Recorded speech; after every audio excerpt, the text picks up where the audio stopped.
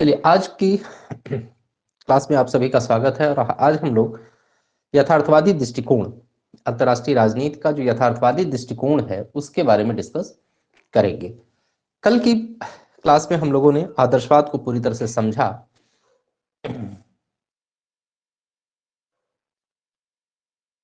क्या सभी को प्रॉब्लम हो रही है? एक बार कंफर्म कर दें, एक बार कंफर्म कर दें। दीपिका को कोई प्रॉब्लम है?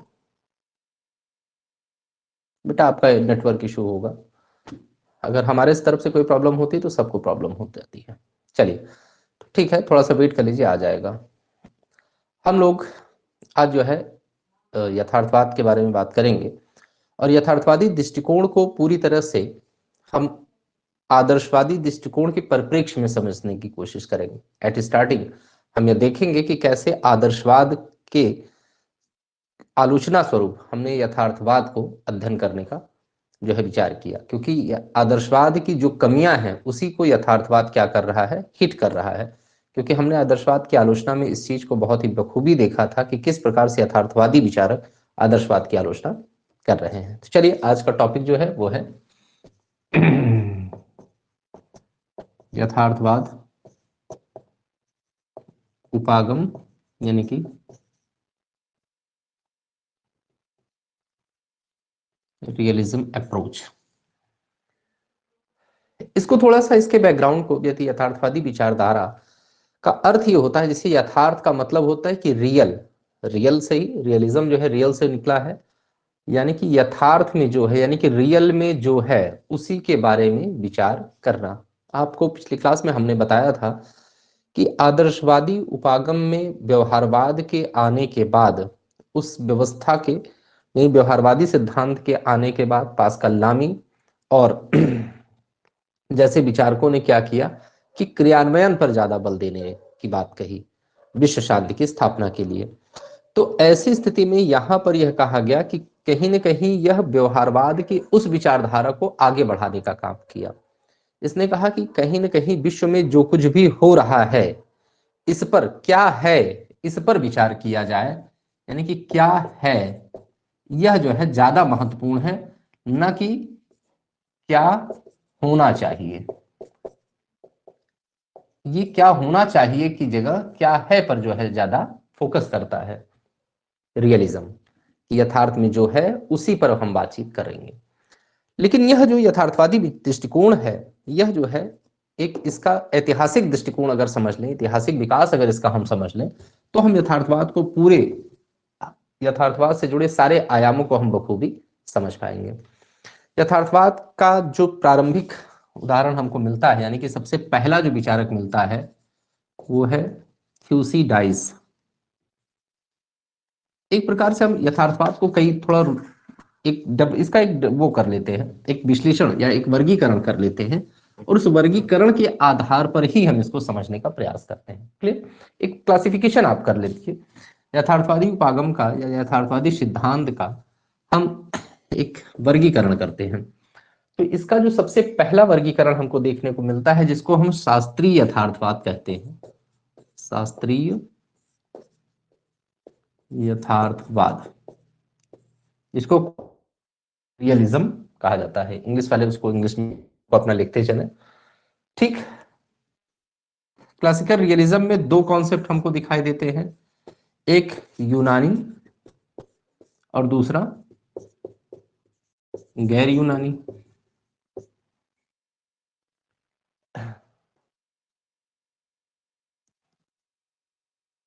ये प्रॉब्लम सबके साथ हो रही है, वॉइस वाली? एक बार कंफर्म करें, वॉइस की प्रॉब्लम सबके साथ हो रही है? दूसरा जो है, यहीं पर न्यू नव शास्त्रीय यथार्थवाद, न्यू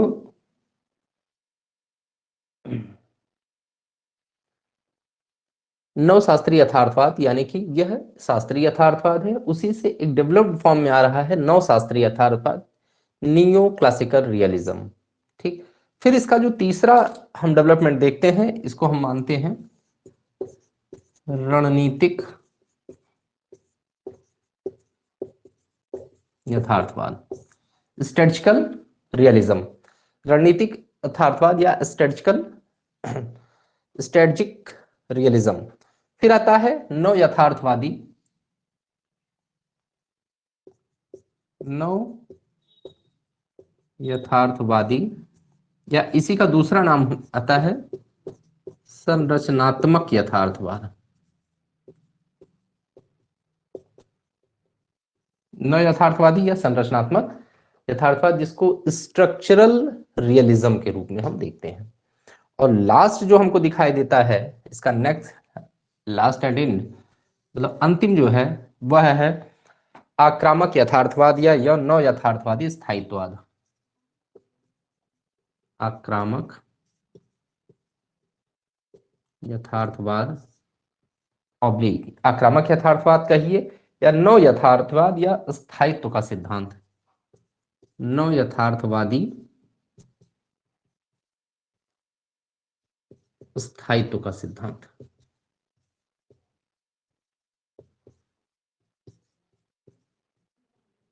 ये हमने क्लासिफिकेशन आपके सामने प्रस्तुत किया। सबसे पहला है शास्त्रीय यथार्थवाद। शास्त्रीय यथार्थवाद में यूनानी और गैर यूनानी को देखेंगे, और उसके बाद नव शास्त्रीय यथार्थवाद देखेंगे, न्यू क्लासिकल रियलिज्म को देखेंगे, फिर देखेंगे रणनीतिक यथार्थवाद स्ट्रेटजिक रियलिज्म, फिर चौथा देखेंगे नव यथार्थवादी या संरचनात्मक यथार्थवादी, ये आपके सिलेबस में मेंशन है, फिर आक्रामक यथार्थवादी या नव यथार्थवादी स्थायित्व का सिद्धांत।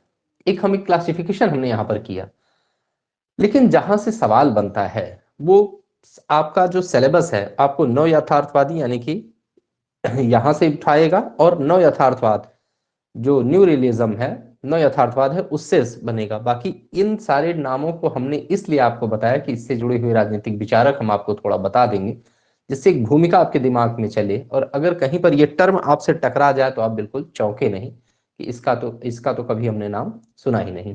तो यही डेवलपमेंट हम लेकर के चलना है। First, second, third, fourth and fifth, ये 5 हमने भागों में इसको डिवाइड करके आगे बढ़ना है। अब यहां पर अगर यूनानी विचारकों के रूप में देखें तो एक तो यूनानी में सबसे पहला नाम थ्यूसिडाइस का नाम आता है। इन्होंने सबसे पहले रियलिज्म के कॉन्सेप्ट की चर्चा की, यानी कि सबसे पहला जो है शब्द का प्रयोग करना, इसका प्रणेता अगर माना जाएगा, इसको हम किसका मानते हैं? इसको हम प्रणेता मानते हैं, किसका? रियलिज्म का, यथार्थवाद का। ठीक, इसकी एक किताब आती है the Peloponnesian war, history of Peloponnesian war, history of पेलोपो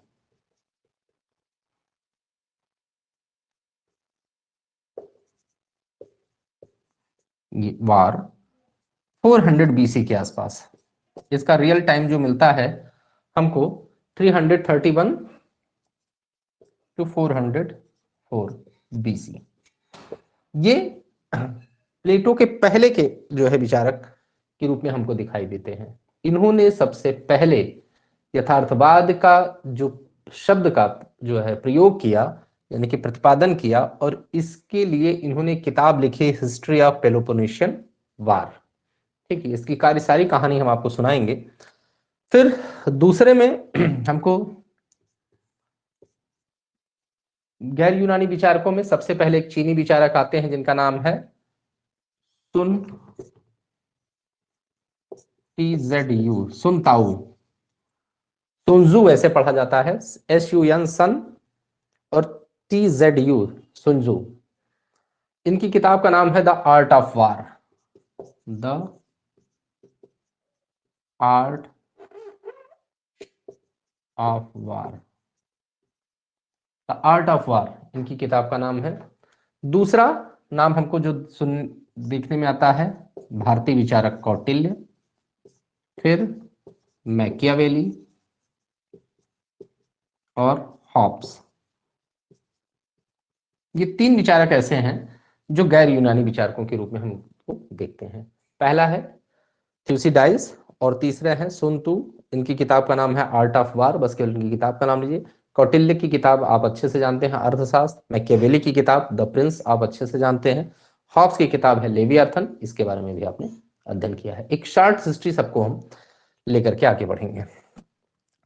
अब ये जो थ्यूसिडाइज जो द हिस्ट्री ऑफ पेलोपोनेशियन वार इन्होंने लिखी, यह उस समय यूनानी यूनानी जगत की पृष्ठभूमि को लेकर के इन्होंने यह किताब लिखी। आप सभी को मैंने जब वेस्टर्न पॉलिटिकल थॉट पढ़ाया था तो उस समय हमने प्लेटो के पहले जो एथेंस और स्पार्टा के बीच में जो स्ट्रगल चल रहा था, यानी कि उसकी पृष्ठभूमि को समझाने के लिए बहुत ही डिटेल में आपको बताया था कि एथेंस और स्पार्टा में क्या कंडीशन थी।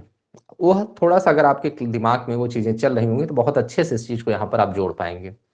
वहां पर हमने बताया था कि दो स्टेट थे, सिटी स्टेट थे, एथेंस और स्पार्टा, दोनों के बीच में स्ट्रगल हुआ करता था। एथेंस एक ऐसा राज्य था जो थोड़ा सा रिच था और समुद्र के किनारे हुआ करता था, आपको मैंने बताया था, और वह वाणिज्य व्यापार वहां पर अधिक होता था, जिससे वाणिज्य व्यापार की वजह से एथेंस वासी थोड़ा सा विलासिता का जीवन और वैभव का जीवन जी रहे थे। और वहां पर बहुत सारे बाहरी भी आकर के रह रहे थे, जिससे उसकी आर्थिक शक्ति जो है मजबूत हुई थी। और एथेंस एक बड़ा राज्य था, तो समुद्र के किनारे होने की वजह से उसकी पहुंच अन्य क्षेत्रों में बड़े ही आसानी से, जो अगल बगल के द्वीपीय राज्य थे, जो भी जो है आइसलैंड टाइप के स्टेट थे, सिटी स्टेट थे। अब अगर आप यूनान का ज्योग्राफिकल मैप देखेंगे तो आपको अच्छे से पता चल जाएगा कि इस समय जो प्रेजेंट का ग्रीस है, ग्रीस बिल्कुल क्या है, बिल्कुल समुद्र से सटा हुआ है, और उसके अगल बगल छोटे छोटे द्वीप हैं। अगर आप हिस्ट्री के एंसेंट हिस्ट्री के इसमें देखिए, मतलब उसका बीसी के एक गूगल पे डाल करके उसका मैप देखें तो आपको स्पार्टा, एथेंस, मैसेडोनिया, ये सब जो है आपको दिख जाएगा। तो उनके बीच में आपस में लड़ाई हुआ करती थी, और वहीं पर स्पार्टा जो था वो समुद्र से दूर था, यानी कि लैंड लॉक्ड था, और वहां उसकी उसका क्षेत्र सीमित था, और वहां पर क्या है, कृषि आधारित अर्थव्यवस्था थी। जबकि एथेंस क्या था, व्यापार आधारित अर्थव्यवस्था थी, और उसका इकोनॉमिकल डेवलपमेंट बहुत अच्छे से हो चुका था। हिस्ट्री शायद आप जिन लोगों ने वेस्टर्न पॉलिटिकल थॉट की क्लास देखी है वह अच्छे से इस चीज को समझ पा रहे होंगे। आप लोगों ने ये कहानी सुनी है कि नहीं? जब मैंने प्लेटो आपसे डिस्कस किया था तो ये कहानी आपको बताई थी सारी चीजें। तो दोनों में स्ट्रगल होता था, और ऐसी स्थिति में एथेंस और स्पार्टा, एथेंस क्योंकि मजबूत राज्य था और वह सभी पर हमला कर देता था और वह विजेता हो जाता था। इस चीज का डर इस पे स्पार्टा को हमेशा बना रहता था कि कहीं ना कहीं एथेंस हमारे ऊपर हमला कर देगा और हम पर राज करेगा। और अगर आपने नहीं ये मेरी क्लास में पढ़ा है तो आपने 300 जरूर देखी होगी, या बहुत सारी ऐसी Bollywood movies, sorry Hollywood movies ऐसे बनी हैं। द आर्ट ऑफ वॉर, ये संजू का भी है, और आर्ट ऑफ वार मैकियावेली का नहीं है, मैकियावेली की द प्रिंस है। आर्ट ऑफ वार उन्होंने भी लिखी थी, लेकिन पहला जो है ये चीनी विचारक आर्ट ऑफ वार जो है सुंजू ने भी लिखी है। इस आर्ट ऑफ वार सुंजू की भी है और मैकियावेली दोनों के नाम से है, दोनों आर्ट ऑफ वार उन्होंने भी लिखी है। ठीक है। तो इस कंडीशन में स्पार्टन्स क्या करते थे, वहां पर उन्होंने सैनिक शिक्षा अनिवार्य कर ली थी। मैंने प्लेटो की शिक्षा में ये चीज बहुत ही डिटेल में बताई थी कि कैसे दोनों की शिक्षा व्यवस्था में अंतर था। प्लेटो ने एथेंस और स्पार्टा दोनों की शिक्षा व्यवस्था को जोड़ा था। तो ऐसी स्थिति में ये स्पार्टन्स के बीच में, स्पार्टा के जो लोग थे वो हमेशा इस बात से भयभीत रहते थे, हमेशा वो डरे हुए रहते थे, फियर में रहते थे कि कहीं ना कहीं एथेंस हमारे ऊपर क्या करेगा, कब्जा कर लेगा। और इसी भय के कारण उन्होंने अपने आप को मिलिट्री के रूप में तैयार करना शुरू किया। वहां पर स्त्रियों के लिए भी क्या थी, सैन्य शिक्षा अनिवार्य थी, सभी को सैनिक की शिक्षा दी जाती थी, और एक निश्चित सीमा के बाद बच्चों का लालन पालन एक सैनिक शिविर में होता था, यानी कि अपने आप को एक मिलिट्री पावर के रूप में डेवलप करने की कोशिश करता था। और ये हिस्ट्री ऑफ पेलोपोनेशियन वार में उसने दिखाया कि स्पार्टा ने अपने इस भय के कारण अपने आप को इतना शक्तिशाली बना लिया आर्मी के रूप में या मिलिट्री के रूप में, कि वह क्या करता है, एथेंस पर विजय प्राप्त कर लेता है। तो यहीं से स्टार्ट होता है कि कोई किसी भी, मतलब शक्ति संतुलन का जो सिद्धांत है, जो बैलेंस ऑफ पावर की जो बात आती है, कि कहीं न कहीं एक हमले के डर की वजह से, अपने ऊपर असुरक्षा की भय की वजह से स्पार्टन्स ने क्या किया, शक्ति अर्जित की, और उस शक्ति के दम पर वो क्या किए, एथेंस जैसे उस समय के शक्तिशाली राज्य को वो हरा पाने में सक्षम हो गए। तो यहीं से स्टार्ट होता है रियलिज्म की कहानी। अब साहब यहां तक आई होप कि आपको थ्यूसिडाइज का यह जो कॉन्सेप्ट है ये पूरी तरह से समझ में आ गया होगा। अब हम आते हैं कौटिल्य पर। और कौटिल्य ने क्या किया, कौटिल्य की अर्थशास्त्र में कौटिल्य ने उस समय के नंद वंश के शासक महापद्मनंद को और घनानंद को हराने के लिए चंद्रगुप्त को तैयार किया और पूरी तरीके से एक बड़ी विशाल सेना को हराने में वे कामयाब रहे, क्योंकि उन्होंने इस बात पर जोर दिया कि यदि कोई भी संबंध, मैं क्या कौटिल्य इस बात पर हमेशा बल देते थे कि किसी भी संबंध का आधार सदैव क्या होता है, हित होता है, इंटरेस्ट होता है या अर्थ होता है। अर्थ उनका मतलब होता है इकोनॉमिकल नहीं, वो पैसे की बात नहीं करते थे। उनका किताब का नाम अर्थशास्त्र है और अर्थशास्त्र को हम किस रूप में देखते हैं, सब्जेक्ट ऑफ इकोनॉमिक्स के रूप में, या कि जिसमें धन की बात की जाए, जिसमें वाणिज्य व्यापार की बात जाए। उन्होंने ये इस चीज को एक राजनीतिक पुस्तक के रूप में थी और वहां पर उन्होंने बताया कि जिस परिस्थितियों में अर्थार्जन या व्यवस्था का संचालन हो सके वही अर्थशास्त्र है। और उस पर उन्होंने बल दिया कि हर प्रकार का संबंध कहीं ना कहीं लाभ के लिए, हित के लिए बनाया जाता है और हित ही क्या है, संबंधों का आधार होता है। और मैकियावेली को आपने बहुत ही डिटेल में समझा है, क्योंकि मैकियावेली हमने आपको वेस्टर्न पॉलिटिकल थॉट में पढ़ाया है। मैकियावेली ने बताया है कि जिस प्रकार से उस समय की जो है इटली की दशा थी, कि इटली एक कमजोर राज्य था और आपस में बटा हुआ राज्य था, 5 भागों में बटी हुई इटली एक हमेशा जो है एक दूसरे उसका शिकार हो जाया करती थी, हमले का। और इसीलिए उसने अपने द प्रिंस किताब में यह बताया कि एक राजा को किस प्रकार से शक्ति को प्राप्त करना चाहिए और उसी शक्ति के माध्यम से वह क्या कर सकता है, एक अस्थाई सत्ता का निर्माण कर सकता है, एक मजबूत राज्य का निर्माण कर सकता है। और एक स्ट्रांग इटली के डेवलपमेंट के लिए इसने एक राजा को क्या क्या करना चाहिए इस नीति नियम के बारे में बताया। और यहीं पर हमने आपको एक कॉन्सेप्ट बताया था जिसको हमने एक टर्म दिया था, मैकियावेलिज्म, यानी कि मैकियावेलीवाद। और उस मैकियावेलीवाद में हमने आपको बहुत डिटेल बताया कि इंटरव्यू में ये पूछा जाने वाला सवाल है, हमसे खुद पूछा गया था, व्हाट इज द मैकियावेलिज्म। वहां पर बताया गया कि मैकियावेली ने नैतिकता के 2 रूप बताए थे। अभी जब हम मार्गेंथाउ का यथार्थवाद बताएंगे तो वहां ये बिल्कुल आप जोड़ पाएंगे। उसने 2 रूप बताए थे, किसके, नैतिकता के 2 स्वरूप बताए थे। अगर आपको याद हो तो बता सकते हैं, किसी को याद है? नैतिकता के 2 रूप बताए थे और वो 2 रूप कौन कौन से थे? पहला था एक सार्वजनिक नैतिकता, यानी कि राजा क्या करेगा, जनता में कुछ ऐसा संदेश देगा कि वह लगे कि बहुत ही दयालु और कृपालु है, लेकिन अपने राज्य में अनुशासन को बताए रखने के लिए वो क्या करेगा, शक्ति का प्रयोग करेगा। वह सार्वजनिक नैतिकता और व्यक्तिगत नैतिकता में अंतर करता है। वह राजा की अपनी व्यक्तिगत नैतिकता कि राजा कैसा हो, राजा को यह दिखाना है कि मतलब सार्वजनिक रूप से दिखाना कि राजा बहुत दयालु हो, राजू किसी को दंड नहीं देता, वह सबके ऊपर कृपा बरसाता है। और वह यह काम किसके माध्यम से करता है, अपने सिपाहियों के माध्यम से, अपने कर्मचारियों के माध्यम से। और जनता में इस बात का संदेश फैलाता है कि, और व्यक्तिगत रूप से वो क्या है, व्यक्तिगत रूप से वो अपनी सत्ता को बचाए रखने के लिए किसी भी तरीके के बल प्रयोग से गुरेज नहीं करता है। तो ये 2 तरह की नैतिकता की बात करता है। और यहां पर भी क्या है, राज्य को शक्तिशाली बनाने के लिए शक्ति के प्रयोग का सिद्धांत है कि राज्य के हित के लिए जो भी करता है राजा, लोमड़ी की तरह चालाक और शेर की तरह जाबाज होना चाहिए। ऐसा कॉन्सेप्ट मैकियावेलिज्म में आपने पढ़ा है। ठीक, फिर आते हैं हॉब्स पर। हॉब्स ने अपने लेवियाथन की रचना में कहा था कि मेरी माँ ने 2 संतानों को जन्म दिया। यह हॉब्स का एक समझ में आ रहा होगा ना? हम्म, सरस और चालाक, बिल्कुल बिल्कुल, नितेश बिल्कुल समझ पा रहे हैं। हॉब्स ने कहा था कि मेरी माँ ने जो है 2 संतानों को जन्म दिया, मुझे और भय को। और आपको अच्छे से पता है कि हॉब्स की जो प्राकृतिक अवस्था थी वो क्या थी, शांतिपूर्ण थी या अराजक थी? उसने प्राकृतिक अवस्था का जो वर्णन किया है, जो उसने नेचुरल स्टेट बताया है, वो कैसा था, वो अराजक बताया है कि वहां पर शांति नहीं थी। माइट इज राइट का कॉन्सेप्ट था, जो शक्तिशाली था वह अपनी इच्छा की पूर्ति कर लेता था और जो कमजोर था उसको दबा दिया जाता था। मत्स्य न्याय का सिद्धांत था कि बड़ी मछली हमेशा छोटी मछली को खा करके अपना भरण पोषण कर रही थी।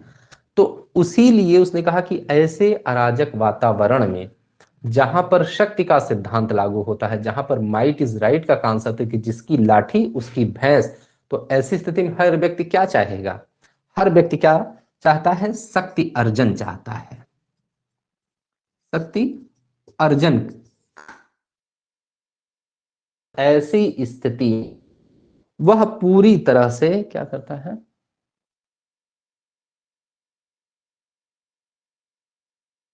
अल्मोदा युद्ध के कारण, हाँ। तो ऐसी स्थिति में वह पूरी तरीके से इस चीज को बताने की कोशिश करता है कि यदि आपको जीवित रहना है, अगर ये आपको सरवाइव करना है, तो आपको क्या करना पड़ेगा, संघर्ष करना पड़ेगा, और उस संघर्ष में जिसके पास शक्ति होगी वही क्या करेगा, सरवाइव कर पाएगा। और इसी कॉन्सेप्ट को पूरी तरीके से बताया गया कि हर व्यक्ति अपने विकास के लिए, अपनी सुरक्षा के लिए, अपनी आत्मरक्षा के लिए क्या करता है, संघर्ष करता है, और संघर्ष में वही सफल होता है, वही सरवाइव कर पाता है जिसके पास क्या होती है, पावर होती है। तो यहां से स्टार्ट होता है ये रियलिज्म का बेसिक कॉन्सेप्ट, और जिसको पूरी तरीके से यूज करने का काम, जिसको बहुत ही व्यवस्थित तरीके से वर्णन करने का काम किसने किया, मार्गेंथ्यू ने। मार्गेंथ्यू ने इन्हीं सिद्धांतों का एक सिस्टमेटिक डेवलपमेंट किया, और यह माना जाता है कि कहीं ना कहीं एक व्यवस्थित वर्णन का प्रणेता, या व्यवस्थित वर्णन का जो श्रेय जाता है यथार्थवाद का, वो जाता है मार्गेंथ्यू के ऊपर। अब ये नव यथार्थवादी, नव शास्त्रीय यथार्थवाद में दो नाम आपको देखने को मिलते हैं। एक तो ई एच कार, और दूसरा नाम आता है मार्गेंथाउ। हमको मार्गेंथाउ को सबसे ज्यादा फोकस करके पढ़ना है, क्योंकि ज्यादातर सवाल यहीं से बनते हैं, बस इनका नाम लेते हुए आगे बढ़ जाना है।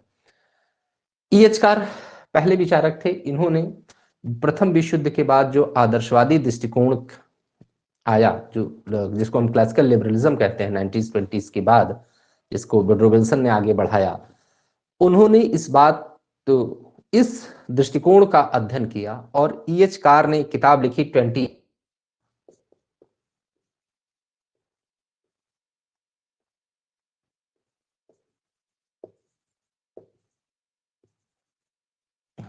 Year crisis.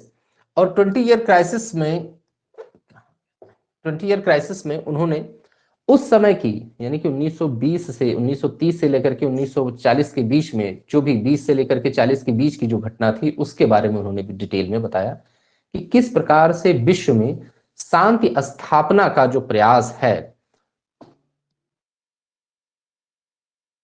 सुंजू का बस इतना है कि उन्होंने, ये चाइनीज विचारक थे, और उन्होंने आर्ट ऑफ वार लिखी, और उस समय जो चाइना की जो साम्राज्यवादी दृष्टिकोण था, उसको लेकर के इन्होंने एक विवरण बताया कि किस प्रकार से शक्ति अर्जन से ही साम्राज्य का विकास किया जा सकता है। इसके बारे में बहुत डिटेल नहीं, बस केवल नाम से आप इससे वाकिफ रहिए, बहुत इसके डिटेल में जाने की आवश्यकता।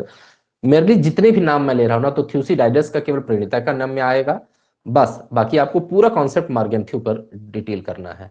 मार्गेंथ्यू की किताब पूछी जाती है, मार्गेंथ्यू का ही सारा कॉन्सेप्ट पूछा जाता है, बाकी एक डिटेल में मैंने थ्यूसिडाइड्स क्योंकि प्रणेता है, इसलिए उनकी स्टार्टिंग हमने आपको बताया कि कैसे इसका डेवलपमेंट हुआ। ये डेवलपमेंट थोड़ा जानना जरूरी है, जिससे दिमाग में आपकी कॉन्सेप्ट बैठे, स्टोरी आपके बैठ जाए कि रियलिज्म ऐसे हवा में नहीं आया। रियलिज्म का एक डेवलपमेंट ग्रेजुअली होता चला गया, और 90s के डिकेड में, यानी कि 1920 के बाद जो डेवलपमेंट हुआ, वही आपके लिए नौ यथार्थवादी दार्शनिक जो रहे हैं, ईएचकार और मार्गेंथ्यू, इन्हीं को आपको फोकस करना है। इस रूप में मार्गेंथाउ ने की किताब का नाम ले तो क्या है, politics among the nation, the struggle for war and peace. Politics among the nation, इसको इसी रूप में जानते हैं, लेकिन इसका पूरा नाम भाई आप लिख लीजिए, हो सकता है कभी इसको पूरा नाम भी पूछ दे। The struggle for war and piece,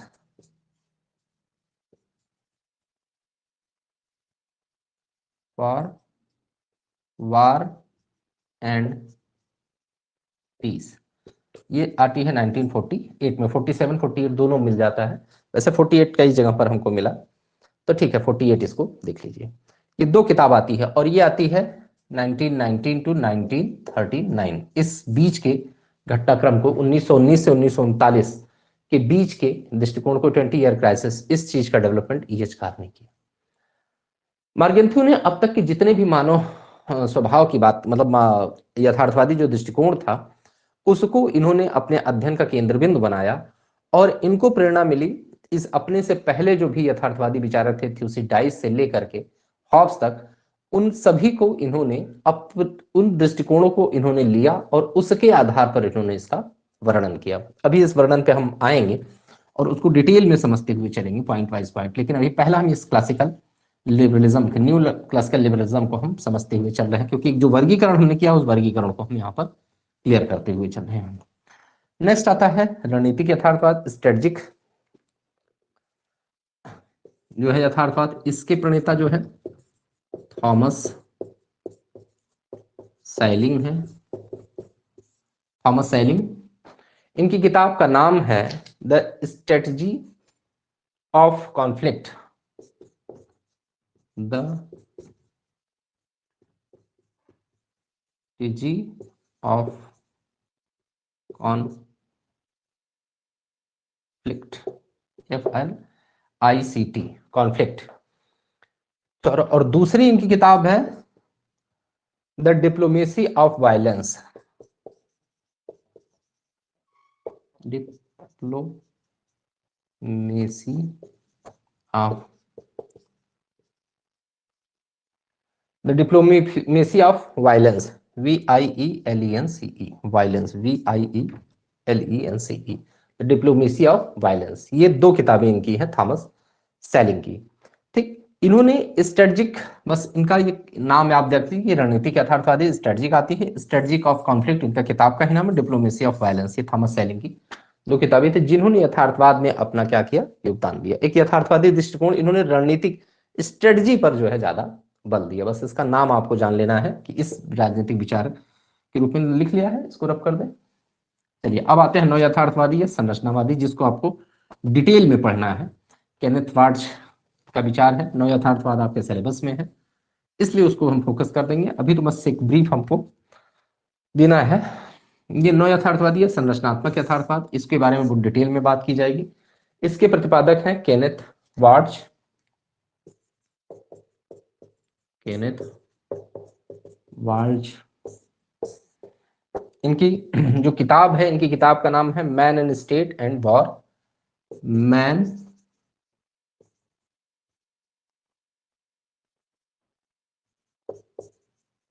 state and war, man state and war. इस किताब में इन्होंने द्विध्रुवीयता का सिद्धांत दिया, क्योंकि द्वितीय विश्व युद्ध के बाद जो विश्व की स्थिति बनती है, दो ध्रुवों में विश्व का विभाजन हो जाता है, तो यहाँ पर बाइपोलर वर्ल्ड की इन्होंने बात की है। पूरा इसकी चर्चा हम आपको करेंगे अभी आगे, इसको बस कितना नाम जान लीजिए।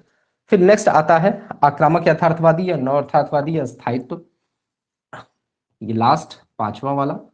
इसके कौन कौन से विचारक हैं और उनकी बुक जो है, इसमें रिलेटेड जो भी आपको बुक्स मिल रही हैं वो बस लिख लीजिए, जानते रहिए कि इसमें क्या है। इसके जो प्रमुख विचारक हैं आक्रामक और नव यथार्थवाद के, इस विचारक का नाम है जॉन मियर शीमर, जॉन मियर शीमर। कहीं पर मियर मरशाइमर भी मिल जाता है, कहीं पर मियर शीमर भी मिलता है। ठीक, तो ये उसके लिए। इनकी किताब का नाम है back to future in stability in Europe after the cold war, back to future in stability in Europe, back to future in stability in Europe after cold war, after cold war, back to future in stability in Europe after cold war, ये इनकी किताब का नाम है। ठीक, new realism stability theory, ये जो है new realism and stability theory, नव यथार्थवाद और स्थायित्व का सिद्धांत जो है इनके द्वारा दिया गया। तो ये एक क्लासिकल, हमने एक क्या किया, एक क्लासिफिकेशन किया पूरे मतलब रियलिज्म का, और उसमें हमने देखा कि किन किन रूपों में इसको हम अध्ययन कर सकते हैं। अब हम आते हैं पूरी तरह से यथार्थवादी दृष्टिकोण का। ये हमने एक डेवलपमेंट बताया, एक क्लासिफिकेशन बताया, और उससे संबंधित जो भी हिस्टोरिकल बैकग्राउंड थे उसके बारे में हमने चर्चा की। अब यथार्थवाद का जो सिस्टमेटिक एनालिसिस है या जो व्यवस्थित अध्ययन है, यह जो है मार्गेंथ्यू के द्वारा किया गया। और मार्गेंथ्यू ने जो अपनी किताब लिखी 1948 में, पॉलिटिक्स अमंग द नेशन, उसमें उन्होंने कुछ बेसिक चीजों को लेकर के इस कॉन्सेप्ट को डेवलप करने का काम किया। अब मार्गेंथ्यू को हमको बिल्कुल पूरे अलग से पढ़ना है, लेकिन सबसे पहले मार्गेंथ्यू ने जिस रियलिज्म को स्टार्ट किया, जिस रियलिज्म को उन्होंने बताने की कोशिश की, उसके बेसिक प्रिंसिपल्स को हमको समझना आवश्यक है। अभी तक आपने रियलिज्म में माना था भाई थोड़ी सी चर्चा अगर आदर्शवाद के साथ इसको जोड़ करके करेंगे तो आप बहुत कंपैरेटिवली इसको समझ पाएंगे। आदर्शवादी जो थे वह क्लासिकल आदर्शवाद को हमने क्लासिकल उदारवाद कहा, और क्लासिकल उदारवाद यानी कि उदारवाद में किसको महत्व दिया जाता है? उदारवाद का केंद्र बिंदु क्या होता है? व्यक्ति है। नहीं, ठीक है, व्यक्ति क्या है? साध्य है, और राज्य उसका साधन बनता है। तो यहां पर व्यक्ति को ही क्या किया गया? सभी क्रियाकलापों का आधार माना गया। ठीक, और कहा गया कि व्यक्ति के हितों को ही ध्यान में रखे। कोई व्यक्ति क्या है? शांति चाहता है, संघर्ष नहीं चाहता है। वहीं पर आदर्शवादियों ने ये माना कि इनके जो मतलब इनका जो मुख्य फोकस है, मतलब ये इसका इन्होंने मेन अभिकर्ता किसको माना? राज्य को माना। जो इंटरनेशनल पॉलिटिक्स में जो पार्टिसिपेट करने वाला मेन एक्टर है वो क्या है? इंडिविजुअल न होकर के क्या है? वो स्टेट है। यानी कि अंतरराष्ट्रीय संबंध में व्यक्ति का महत्व नहीं है बल्कि राज्य के अस्तित्व का महत्व है। और इस चीज को बताया कि ये राज्य जो है, ये इंटरनेशनल वर्ल्ड जो है, ये विश्व जो है, विश्व की जो है विश्व जो व्यवस्था है, विश्व व्यवस्था कैसी है? यह हाब्स की प्राकृतिक अवस्था जैसी है। यानी कि ये क्या है? अराजक है। विश्व व्यवस्था क्या है? अराजक है। यहां पर अशांति का वातावरण है। अब ये विश्व व्यवस्था अगर अराजक है तो ये किसका कॉन्सेप्ट लेगा? पूरी तरह से हाब्स का। और हाब्स का मानव कैसा था? पॉजिटिव बिहेवियर का था या नेगेटिव बिहेवियर का था? हाब्स का मानव अच्छा, दयालु, कृपालु, शांति प्रिय था, या मार काट करने वाला, लड़ाई झगड़ा करने वाला, ईर्ष्यालु, घृणा वाला था? यानी कि मानव स्वभाव का की नकारात्मक व्याख्या पूरी तरह से नेगेटिव है। और उसी वातावरण को, अराजक वातावरण का कारण मानता है। ये कहता है कि विश्व व्यवस्था किसके द्वारा बनी है? विश्व व्यवस्था के निर्माण की भागीदारी किसकी है? व्यक्ति की। और मानव का स्वभाव कैसा है? व्यक्ति का स्वभाव क्या है? नकारात्मक है। और यही कारण है कि मानव स्वभाव की, व्यक्ति का स्वभाव अगर नकारात्मक है तो उसके द्वारा जिस व्यवस्था का निर्माण किया जाएगा वो भी क्या होगी? नकारात्मक होगी। हाब्स का मानव अपनी सुरक्षा, अपनी आत्मरक्षा के लिए क्या कर रहा है? संघर्ष कर रहा था। वैसे ही इन्होंने कहा कि इस विश्व व्यवस्था में जो ये राज्य है, वहां पर व्यक्ति है, यहाँ पर राज्य भागीदारी निभा रहे हैं। तो राज्य आपस में क्या कर रहे करेंगे? आपस में ये क्या करेंगे? संघर्ष करेंगे। और इस आपसी संघर्ष में वही राज्य क्या करेगा? अपने आप को डेवलप कर पाएगा जिसके पास क्या होगी? शक्ति होगी। और इसी शक्ति को प्राप्त करने के लिए वो क्या कर रहा है? शक्ति संघर्ष करता है। अब आपको अच्छे से पता हो कि जब आपके अंदर भय होता है किसी से मार लड़ाई करने का, डरने का, सपोज आप अपने व्यक्तिगत जीवन में इस चीज का उदाहरण, मान लीजिए आपसे किसी लड़के से आपकी मारपीट हो गई और आपको ये पता चल गया कि नहीं वो पावरफुल है, वो हॉस्टल में रहता है, उसके पास कई सारे दोस्त हैं, या वो किसी अच्छे ऐसे लॉज में रहता है जहां मारपीट की घटनाएं बहुत होती हैं और वहां पर मारपीट करने वाले लोग ही हैं, कट्टा बम वाले लोग हैं, तो आप हमेशा डर में रहेंगे। और ऐसे डर में पहला क्या काम करेंगे? आप लोगों को जुटाएंगे। फिर लोगों को जुटाने के साथ आप सोचेंगे कहीं से कट्टा वट्टा भी मिल जाए, या कहीं से हॉकी, राड, चैन, ये सब क्या करेंगे? धीरे धीरे इकट्ठा करने लगेंगे कि अगर कभी मेरे ऊपर हमला हुआ तो मैं उसका जवाब दे पाऊं। और ऐसी स्थिति में कभी यह भी आपके मन में आता होगा या आएगा, मतलब एक मानव व्यवहार के रूप में आप समझिए, हम नहीं कहते कि आप लोग मारपीट करने वाले हैं, लेकिन फिर भी इसको व्यवहारिक रूप से समझना है। कभी आप ये सोचेंगे कि वो हमारे ऊपर हमला करे इससे पहले ही हम जाकर के उसको पीट दें कि मेरे प्रति उसके मन में भय पैदा हो जाए। वो हमको जो हल्के में ले रहा है हल्के में ना ले, वो जान जाए कि मैं भी बहुत पावरफुल आदमी हूं और मैं पहले ही एग्रेसिव होकर के आक्रमण उसके ऊपर कर दूं। तो ऐसी स्थिति में इस शक्ति को प्राप्त करने के लिए क्या करेंगे? आप प्रयास करेंगे, शक्ति संघर्ष यानी कि शक्ति के लिए प्रयास करेंगे। और इसी प्रयास में आप क्या कर रहे हैं? शांति का रास्ता खोज करके, आपको अच्छे से पता है कि कोई भैया, चाचा या पापा यहाँ नहीं काम आने वाले, यहाँ हमको खुद मैनेज करना है। और ऐसी स्थिति में आप स्वयं जो है उस शक्ति की दौड़ में भाग ले लेंगे। आप खुद जो है सारा साजो सामान इकट्ठा करना शुरू कर देते हैं। तो जैसा कि आदर्शवादियों ने कहा कि विश्व की व्यवस्था किसके द्वारा चलाई जाएगी? अंतरराष्ट्रीय संगठनों के द्वारा चलाई जाएगी। यहाँ कहता है कोई अंतरराष्ट्रीय संगठन यहाँ पर कोई भी काम नहीं आएगा। हर राज्य का राष्ट्रीय हित, नेशनल इंटरेस्ट ही उसका क्या है? मुख्य उद्देश्य है। और राष्ट्रीय हित तभी पूरा हो पाता है जब क्या होगा, राष्ट्र सुरक्षित रहेगा, यानी कि राष्ट्रीय सुरक्षा ही उसका क्या है, मुख्य उद्देश्य है कि किसी भी राष्ट्र की सुरक्षा। जैसे आत्मरक्षा के लिए हॉब्स ने क्या करवाया था, लोगों में समझौता करा दिया था और लेवियाथन का जन्म हुआ था। तो वैसे ही राष्ट्रीय हितों की पूर्ति तभी हो सकती है जब राष्ट्र क्या होगा, सुरक्षित रहेगा। और इस राष्ट्र की सुरक्षा की जिम्मेदारी या तो व्यक्ति खुद निभाएगा, भाई खुद मजबूत हो जाए, सारे साजो सामान, या तो काम काम क्या काम करेगा, किसी बदमाश से दोस्ती करेगा, या जो भी इस टाइप के मारपीट करने वाले लड़के हैं उनसे संपर्क में आएगा।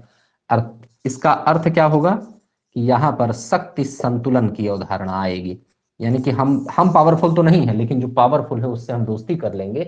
तो ऐसी स्थिति में जब मेरे ऊपर कोई बवाल आएगा तो आदमी क्या करेगा, हमारी तरफ से लड़ाई करेगा। हम किसी माफिया टाइप के लड़के से दोस्ती कर लेंगे कि हम अगर हमारे ऊपर हमला होता है, कारण उसी डर के कारण हमला हो रहा है या नहीं, अंदर भय तो है कि वो हमको मार देगा, और इसीलिए शक्ति संतुलन आएगी। और जैसे शक्ति संतुलन की अवधारणा आएगी, हमने आपको बताया था क्या करेंगे, शस्त्रों की दौड़ में शामिल हो जाए, यानी कि शस्त्र आप इकट्ठा करना प्रारंभ कर देंगे, आप कट्टा बम बारूद इकट्ठा करना शुरू कर देंगे। और ये क्यों इकट्ठा कर रहे हैं भाई, शस्त्रों की दौड़ में आप क्यों शामिल हो रहे हैं, इसलिए नहीं कि आप उसको मारना है। अगर आपसे पूछेगा भैया आप पढ़ने लिखने वाले बच्चे हैं, ये चैन ये हॉकी ये क्यों इकट्ठा कर रहे हैं, तो आप कहेंगे भाई साहब स्वरक्षा में, यानी कि सेल्फ डिफेंस में हम ये काम कर रहे हैं, अपनी रक्षा के लिए काम कर रहे हैं। और इसी स्वरक्षा सेल्फ डिफेंस का ही नाम लेकर के हम जो है क्या कर रहे हैं,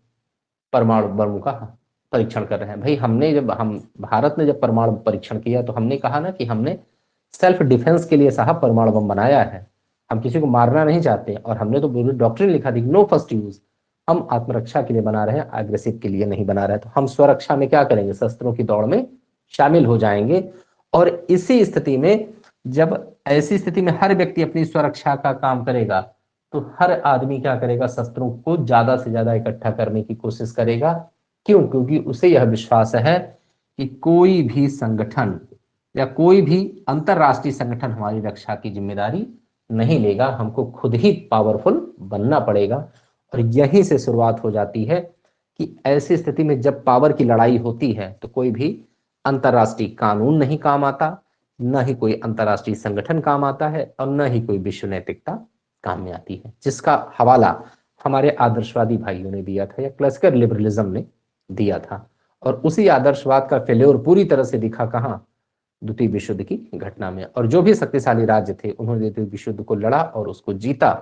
और ऐसी स्थिति में द्वितीय विश्व युद्ध की परिणति यह बताती है, वह हो जाना यह बताता है कि 1945 में अमेरिका ने अपनी शक्ति का प्रदर्शन करके ये दिखा दिया कि अगर विश्व में राज करना है या विश्व में पावरफुल बने रहना है तो आपको पावर गेनिंग प्रोसेस में शामिल होना पड़ेगा। तो यहां पर ये पूरी तरीके से यह बताता है कि मानव स्वभाव की जो नकारात्मक व्याख्या की, मानव क्या करता है, मानव अपने आप को शक्तिशाली साबित करना चाहता है। और इसी शक्तिशाली के भाई मानव क्या चाहता है कि हर व्यक्ति हमसे डरे, और इसी डर के कारण, इसी भयाक्रांतता के कारण वह क्या करता है, इस तरह की नकारात्मक दौड़ में शामिल हो जाता है। और यही नकारात्मकता क्या करती है, और यह किसी आदर्श की नहीं, यथार्थ है, यह विश्व का यह सच्चाई है कि जो शक्तिशाली है वही क्या करता है, सारी संसाधनों का सदुपयोग करता है, उस पर राज करता है। और इसी दृष्टिकोण के साथ सभी के साथ ये प्रॉब्लम है भाई। अश्विनी ने जो बात कही एक बार इसका बता दीजिए भाई, सबके साथ ही प्रॉब्लम है, एक बार कंफर्म कर दीजिए। नो, चलिए ठीक। तो ऐसी स्थिति में क्या है कि हमने पूरी तरह से देखा कि आदर्शवादी विचारधारा के विपरीत यथार्थवादी जो दृष्टिकोण है वो किस तरीके से आगे बढ़ता है। क्लियर। तो ये हो गई एक जो है, हमने एक आउटलाइन आपको दिया। ठीक, अब आप ये चाहें तो हम इसको, इस पॉइंट्स को मैंने एक बार आपको आउटलाइन जो समझाई है उसको मैं पॉइंट वाइज पॉइंट आपको लिखवा दूं। ठीक, उसको आप अपने नोट्स में फ्रेम कर लीजिए। क्लियर। चलिए, आदर्शवाद, मैं थोड़ा लिखता भी चलूंगा बोलता भी चलूंगा। ठीक है, चलिए। यथार्थवाद की शुरुआत, यथार्थवाद की शुरुआत यूनानी दार्शनिकों से ही मानी जाती है। यथार्थवाद की शुरुआत यूनानी दार्शनिकों से ही मानी जाती है, जिसमें प्रमुख नाम थ्यूसिडाइज का है। बाकी पिछला जो फैक्ट आपने लिखा उसको यहां स्किप कर दीजिए, कोई दिक्कत नहीं है। बाद में मैकियावेली, हॉब्स,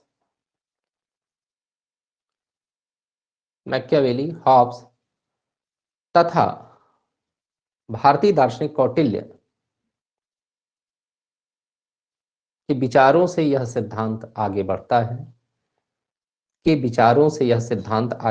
है, ठीक ठीक ठीक, अच्छा भाई। हॉब्स, मैकियावेली, हॉब्स तथा भारतीय विचारक कौटिल्य या विष्णुगुप्त जो लिखे कौटिल्य के विचारों से यह आगे बढ़ता है, लेकिन इस सिद्धांत का व्यवस्थित वर्णन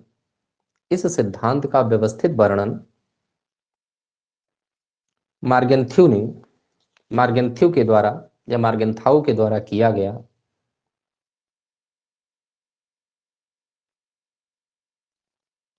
ये थोड़ा सा एक आउटलाइन मैंने भूमिका आपकी बता दी, क्योंकि आपका नोट्स भी इसके साथ बढ़िया डिटेल में बनते हुए चलना चाहिए। अगर कोई ऑप्शनल पढ़ रहा है तो उसको भी ये चीजें कॉन्सेप्ट क्लियर होते चला जाएगा।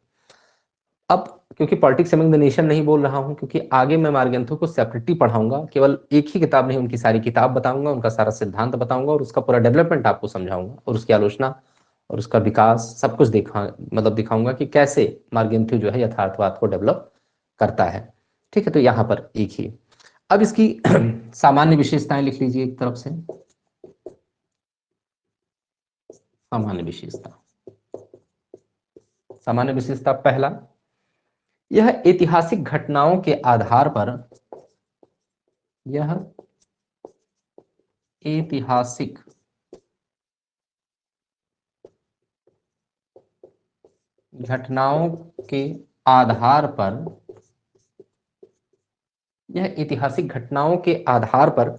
निर्मित किया गया है।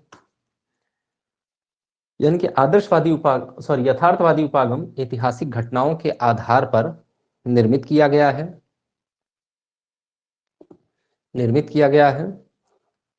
जहां मानव स्वभाव की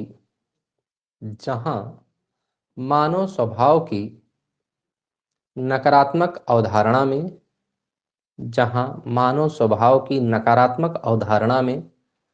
विश्वास किया जाता है। मानव स्वभाव की नकारात्मक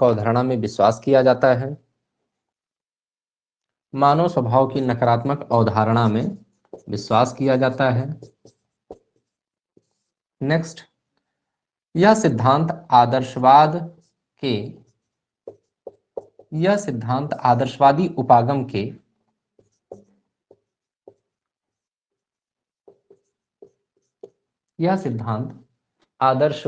उपागम के विरोध स्वरूप आया है या इसका जन्म हुआ है, या आदर्शवादी उपागम के विरोध स्वरूप आया है।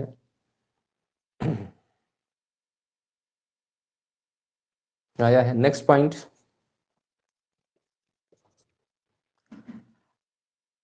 विश्व में सभी राष्ट्र संप्रभु हैं।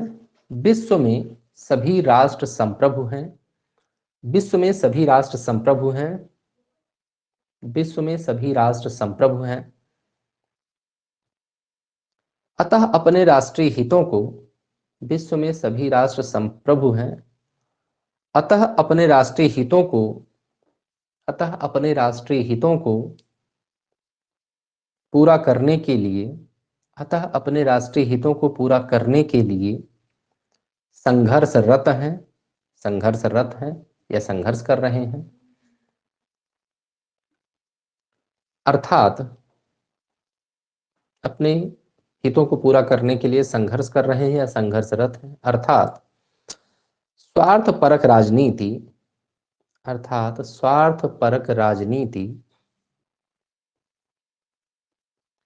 विश्व व्यवस्था में दिखाई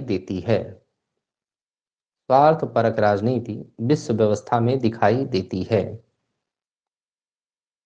इसलिए शक्ति राजनीति का आवश्यक तत्व है, इसलिए शक्ति राजनीति का आवश्यक तत्व है। शक्ति राजनीति का आवश्यक तत्व है, इसको अंडरलाइन कर लीजिए। शक्ति राजनीति का आवश्यक तत्व है, शक्ति राजनीति का आवश्यक तत्व है, ब्रैकेट में कोई भी अंतरराष्ट्रीय संगठन, कोई भी अंतरराष्ट्रीय संगठन, कोई भी अंतरराष्ट्रीय संगठन देश की सुरक्षा, कोई भी अंतरराष्ट्रीय संगठन देश की सुरक्षा नहीं कर सकता है, कोई भी अंतरराष्ट्रीय संगठन देश की सुरक्षा नहीं कर सकता है, कामा कोई भी विश्व सरकार की अवधारणा, कोई भी विश्व सरकार की अवधारणा नहीं है, या विश्व सरकार नाम की कोई चीज नहीं है, ऐसे लिखिए, कोई भी विश्व सरकार की अवधारणा नहीं है, या कोई भी विश्व सरकार नाम की चीज नहीं है, ब्रैकेट बंद।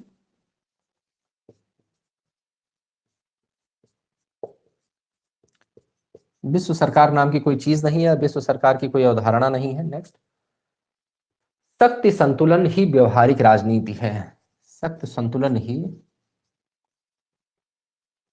व्यवहारिक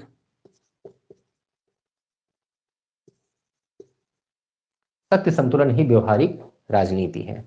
ठीक, इतना क्लियर हो गया। नेक्स्ट पॉइंट, अंतरराष्ट्रीय व्यवस्था के मुख्य पात्र, अंतरराष्ट्रीय व्यवस्था के मुख्य पात्र,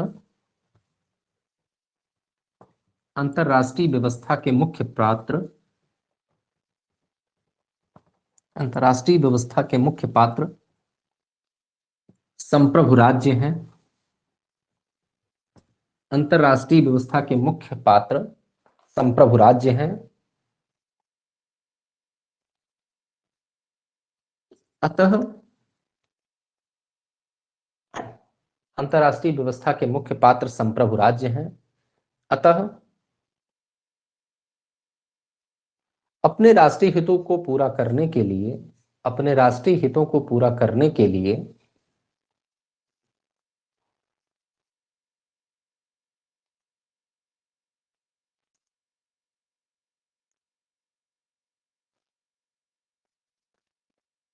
राष्ट्रीय हितों को पूरा करने के लिए संघर्ष करते हैं, संघर्ष करते हैं,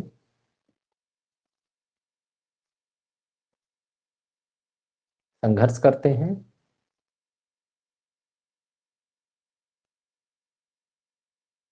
उल्लेखनीय है कि, उल्लेखनीय है कि, उल्लेखनीय है कि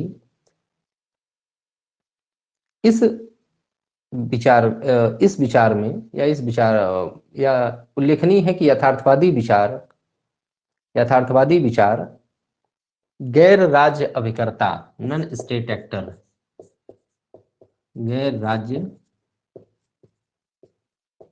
अभिकर्ता, नॉन स्टेट एक्टर, उल्लेखनीय है कि यथार्थवादी गैर राज्य अभिकर्ता की भूमिका को नकारते हैं, गैर राज्य अभिकर्ता की भूमिका को नकारते हैं,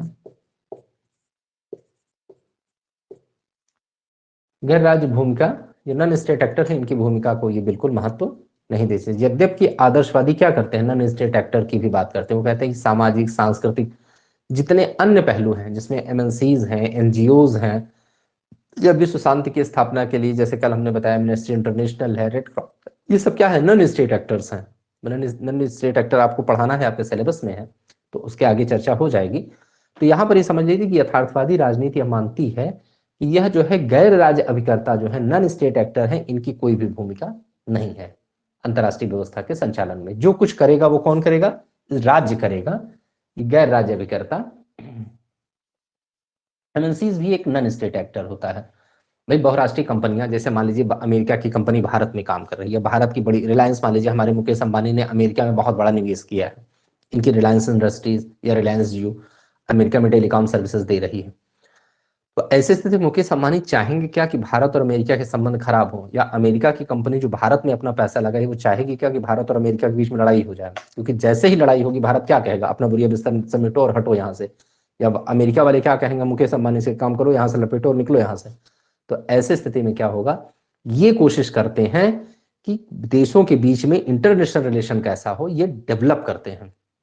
और जब यथार्थवादी राजनीति के बारे में आप आगे और डेवलप करेंगे, जब इंटरनेशनल रिलेशन के बायलैटरल रिलेशन पढ़ेंगे, द्विपक्षीय संबंध पढ़ेंगे, तो आप ये देखते हैं कि कहीं ना कहीं जो ये आक्रामक नीति अपनाई जा रही है विकसित देशों के द्वारा, उसमें कहीं ना कहीं शस्त्र निर्माण करने वाली जो बड़ी कंपनियां हैं वो उनका बहुत बड़ा योगदान है। अगर विश्व में शांति स्थापना हो जाएगी तो जो ये फाइटर प्लेन बना रहे हैं, जो अच्छे अच्छे टैंक्स बना रहे हैं, जो गोला बम बारूद बना रहे हैं, AK-47, AK-47 या AK-56 बना रहे हैं, ये क्या चाहेंगे, विश्व में शांति आ जाए? ये कहीं चाहेंगे विश्व में बिल्कुल अमन चैन हो? अगर ये अमन चैन हो जाए तो ये सड़क पे आ जाएंगे। आखिर जब लड़ाइयाँ होंगी तभी तो हमारे टैंक खरीदे जाएंगे, हमारे गोला बारूद, हमारी राइफल्स खरीदी जाएंगी। तो ऐसे व्यापारी, ऐसे बड़े बड़े जो है बिजनेस घराने, ये चाहेंगे कि विश्व में कहीं ना कहीं थोड़ा बहुत तोड़फोड़ या मारपीट चलती रहे, जिससे हमारा आराम से कट्टा बम बारूद जो हम बना रहे हैं ये बिकता रहे। तो ये क्या है, ये गैर राज्य अभिकर्ता है, ये नॉन स्टेट एक्टर है। तो यथार्थवादी कहता है कि ये सारा कुछ क्या है, ये स्टेट एक्टर्स का रोल है, MNCs या नॉन स्टेट एक्टर्स का कोई रोल इसमें नहीं माना जाता। अब हाँ, नॉन स्टेट एक्टर्स क्या कर रहे हैं, राज्य की नीति को प्रभावित कर सकते हैं, लेकिन डायरेक्टली इन्वॉल्व नहीं हो रहे हैं। जो कुछ कर रहा है वो स्टेट कर रहा है। क्लियर? चलिए नेक्स्ट पॉइंट, यह अमूर्त आदर्शों, यह विचारधारा या यह सिद्धांत या यह उपागम, जो भी आप लिखें, अमूर्त आदर्शों के स्थान पर, यथार्थवादी उपागम अमूर्त आदर्शों के स्थान पर, अमूर्त आदर्शों के स्थान पर तर्क और अनुभव, और तर्क और अनुभव पर बल दे, जिससे यथार्थवादी से यह सिद्धांत किया, अमूर्त आदर्शों के स्थान पर तर्क और अनुभव पर बल देता है, जिससे घटनाओं के वास्तविक रूप का, जिससे घटनाओं के वास्तविक रूप का अध्ययन किया जा सके,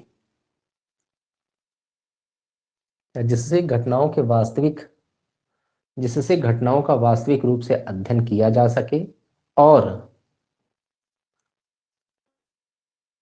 जिससे घटनाओं का वास्तविक अध्ययन किया जा सके और तर्कसंगत, रैशनल, तर्कसंगत निष्कर्ष निकाला जा सके। ये क्या करता है, तर्क और अनुभव के आधार पर अंतरराष्ट्रीय घटनाओं का अध्ययन करेगा, और इस तर्क और अनुभव के अध्ययन के आधार पर क्या करेगा, तर्कसंगत निर्णय निष्कर्ष लेगा, और उसी के आधार पर हम अंतरराष्ट्रीय संगठन या अंतरराष्ट्रीय संबंधों के निर्धारण का क्या करेंगे, नियम बना सकेंगे। तो अध्ययन करके तर्क से निकाला जा सके। क्लियर? नेक्स्ट पॉइंट, नेक्स्ट, मानव स्वभावात्मक,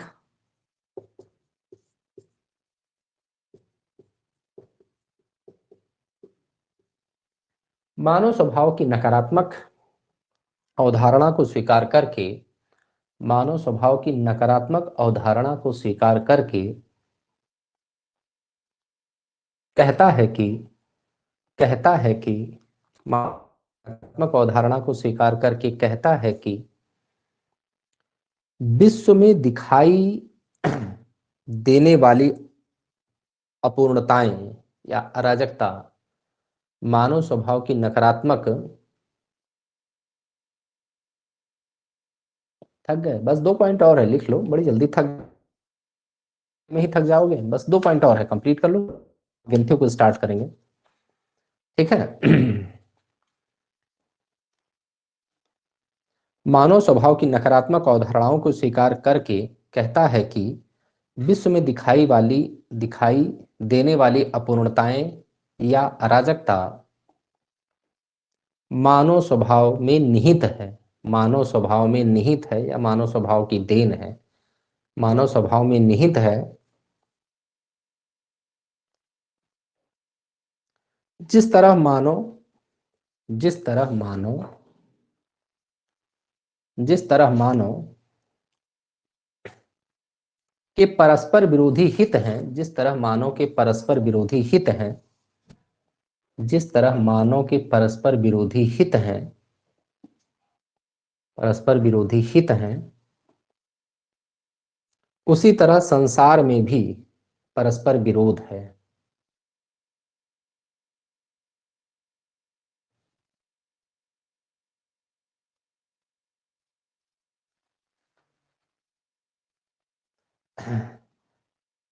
ठीक है, एक बार मैं रिपीट कर दे रहा हूं प्रदीप, फिर से सुन लीजिए। मानव स्वभाव की नकारात्मक अवधारणा को स्वीकार करता है और विश्व में दिखाई देने वाली अराजकता या अपूर्णता मानव स्वभाव में ही निहित है। जिस प्रकार मानव में परस्पर विरोधी हित होते हैं, उसी प्रकार से जिस प्रकार से मानव में परस्पर विरोधी हित होते हैं, उसी प्रकार से संसार विरोध होता है। जिस प्रकार से मानव स्वभाव में परस्पर विरोध होता है, उसी प्रकार से संसार में भी परस्पर विरोध विरोधी हित होते हैं। मानव के अपने अलग अलग हित होते हैं, वैसे संसार में भी क्या है, अलग अलग हित होते हैं, परस्पर विरोधी हित होते हैं। अर्थात अंतरराष्ट्रीय संघर्ष अंतरराष्ट्रीय संघर्ष मानव स्वभाव की देन है।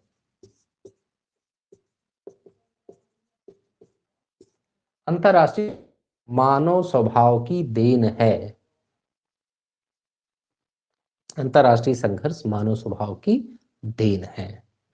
क्लियर? नेक्स्ट पॉइंट, यथार्थवादी यथार्थवादी अंतरराष्ट्रीय राजनीति में यथार्थवादी अंतरराष्ट्रीय राजनीति में राज्य को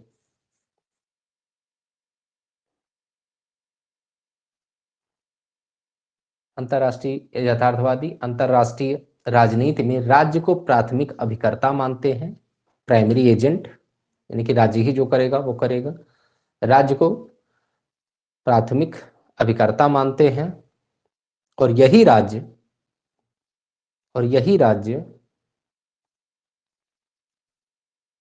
बनाते हैं और यही राज्य आपस में संबंध बनाते हैं और जो ये राज्य आपस में जो संबंध बनाते हैं, इसी को क्या कह सकते हैं हम, अंतरराष्ट्रीय राजनीति कह सकते हैं। ठीक, इसी को क्या कहेंगे, अंतरराष्ट्रीय राजनीति कहेंगे। क्लियर? नेक्स्ट पॉइंट, विदेश नीति का उद्देश्य विदेश नीति का उद्देश्य तात्कालिक हितों की पूर्ति करना है। यहां पर विदेश नीति बनाई जाएगी और विदेश नीति का उद्देश्य क्या होगा, विदेश नीति का उद्देश्य तात्कालिक हित की पूर्ति, मतलब हमारा हित है।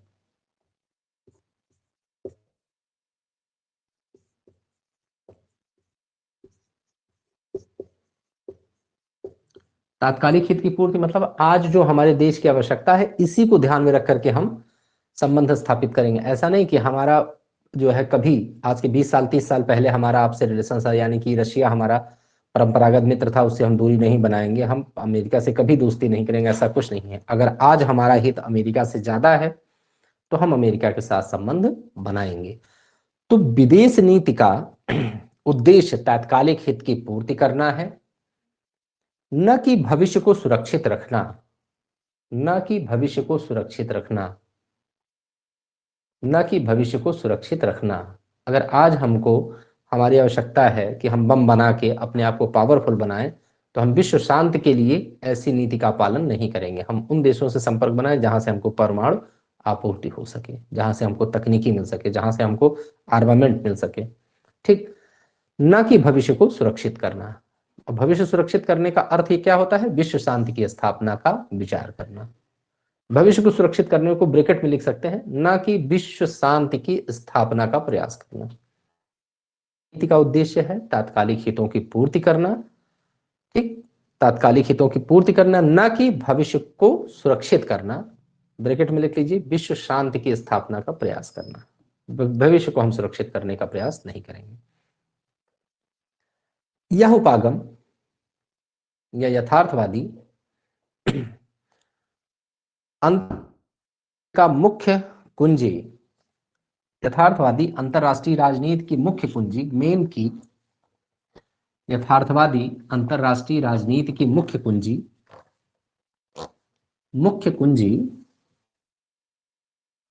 राष्ट्रीय, अभी हमने आपको बताया था इसका मेन की पॉइंट क्या है, राष्ट्रीय हित, यही क्या है, मेन की है, ठीक है, मेन कुंजी यही है। अंतरराष्ट्रीय राजनीति की मुख्य कुंजी क्या है, राष्ट्रीय हित को मानता है और उसे पूरा करने के लिए और उसे पूरा करने के लिए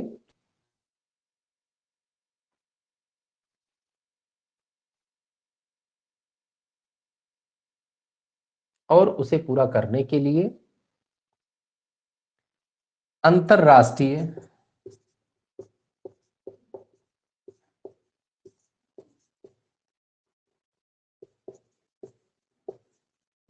और उसे पूरा करने के लिए अंतरराष्ट्रीय राजनीति और उसे पूरा अंतरराष्ट्रीय राजनीति होती है। मुख्य उद्देश्य क्या है, राष्ट्रीय हित को पूरा करना और उसे पूरा करने की राजनीति होती है। क्लियर? अर्थात अंतरराष्ट्रीय राजनीति, लास्ट पॉइंट है आपका, अंतरराष्ट्रीय राजनीति क्या है, अंतरराष्ट्रीय राजनीति शक्ति के विज्ञान की तरह है, शक्ति के विज्ञान की तरह है, अंतरराष्ट्रीय राजनीति शक्ति के विज्ञान की तरह है। क्लियर हो गया? तो ये हमने आपको यथार्थवाद क्या है, इसका कैसे डेवलपमेंट हुआ, इसमें कौन कौन से विचारक आए, इसका क्लासिफिकेशन कैसे हुआ और की पॉइंट्स को लेकर के इसको डेवलप किया गया। मानव स्वभाव की नकारात्मक व्याख्या, विश्व में अशांति का बात, विश्व की व्यवस्था की बात करना, मानव स्वभाव की ही देन यह विश्व की अराजकता और उसकी स्थापना के लिए शक्ति को प्राप्त करना, राज्य मुख्य अभिकर्ता, राष्ट्रीय हित मुख्य विषय और उसी के लिए शक्ति विज्ञान के रूप में क्या है, अंतरराष्ट्रीय राजनीति। ये पूरा डिटेल में मैंने आपको ये चीजें बताई।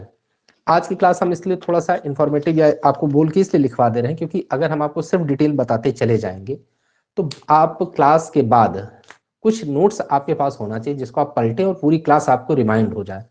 कि नोट्स फॉर्मेशन चाहे आप क्लास में पढ़ रहे हो या सेल्फ स्टडी कर रहे हो, नोट्स फॉर्मेशन होना बहुत जरूरी है क्योंकि आपको अच्छे से पता है कि हमारा संसाधन बहुत सीमित है। हम व्हाइट बोर्ड पर पढ़ाते हैं एक जो है कैमरे के माध्यम से। अगर यही हमारा इलेक्ट्रॉनिक बोर्ड होता तो हम क्या करते, ये जो चीजें हमने आपको लिखी वो हम आपको दिखा देते और स्क्रीनशॉट करा देते और उसी चीज को स्लाइड बना करके लगा देते और स्क्रीनशॉट करा देते, आप ले लेते, आपकी भी समय बच जाता, हमारा भी समय बच जाता। लेकिन जब सीमित संसाधनों में कोई चीज चल रही होती है तो उसमें थोड़ा मेहनत करनी पड़ती है और ये मेहनत कहीं ना कहीं पॉजिटिव है। अगर आप कितनी स्क्रीनशॉट लेने के बाद आप पढ़ पाते हैं या कितना जो है आपके पास मैटर हो तो आप पढ़ पाते हैं। अगर आप अभी प्रयास करके कलम चला करके चीजों को लिख रहे हैं बोल बोल करके तो एक प्रकार से एक ऑफलाइन क्लास का एक तो फ्लेवर आता है इसमें। दूसरा ये कि आप थोड़ा प्रयास कर रहे हैं लिखने का और उसी के साथ जैसे भी आप अपने नोट्स को पढ़ेंगे तो पूरा जितना आपने सुना है बार सुन लेना और 2 बार लिख लेना तो दिमाग में हमेशा के लिए स्थायी हो जाता है। तो इसलिए मैं चाहता हूं कि थोड़ा सा नहीं नहीं मेरी कहने की बात है, जैसे आजकल जैसे इलेक्ट्रॉनिक बोर्ड मान लीजिए मैं लगाता तो इलेक्ट्रॉनिक बोर्ड में यही सारी चीजें आपको स्लाइड में दिखा देता और आपको नोट्स भेज देता है, ऑनलाइन जो है कह देता है कि टेलीग्राम चैनल पर वहां पर देख लीजिए इसकी स्लाइड। तो वो चीजें जो होती हैं कहीं हमको आलसी बनाती हैं। इसलिए थोड़ा प्रयास आप करिए और हम ये चाहते हैं कि हमारा कोई भी विद्यार्थी आलसी न रहे, मेहनत करे, पढ़े और हम भी आपके साथ पूरी मेहनत करने के लिए तैयार हैं। चलिए आज हम लोगों ने रियलिज्म को इस कॉन्सेप्ट को पढ़ा। नेक्स्ट क्लास जो हमारी होगी उसमें हम मार्गेंथ्यू के कॉन्सेप्ट को पूरी तरह से डिस्कस करेंगे। ठीक, तो